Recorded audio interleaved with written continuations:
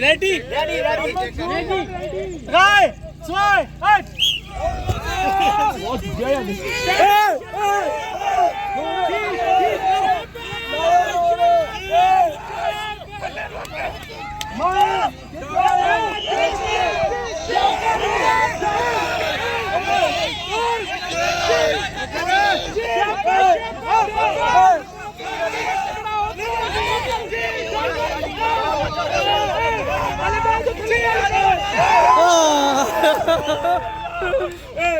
Zu uns heute, nehmen sich die Zeit.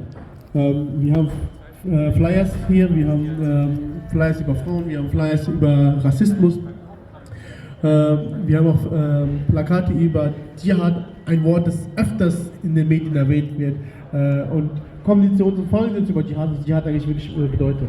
Ja, was eigentlich Dschihad, was das eigentliche Wort Dschihad ist. Ja, es wird ja immer über Dschihad berichtet, über den Dschihadist. Was ist ein Dschihadist? Ein Wort, das ich zum allerersten Mal nur von den Medien gehört habe. Mit dem Islam hat das gar nichts zu tun. Deswegen kommen Sie zu uns, reden Sie mit uns, fragen Sie uns, stellen Sie uns Ihre Fragen. Es ist uns wichtig, dass wir wissen, was in Ihren Herzen ist, damit wir die Vorurteile, die da stehen, die beseitigen können.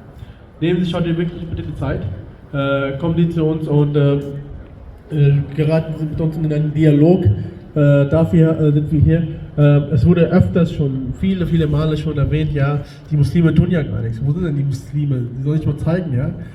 Immer wenn etwas im Namen unserer Religion gezeigt worden ist, was eigentlich nicht mit unserem Lernen im Einklang steht, dann wurde immer gesagt, ja, das ist der Islam.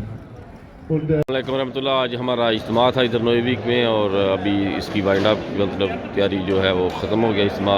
अभी लोग सब अपने अपने घरों को जाएंगे, तो अल्लाह ताला इनको अपने फजल से खैरियत से अपने अपने घरों में पहुँचाए और हमेशा इसी तरह जो है रौनक फरोज़ होने का मौका मिलता है।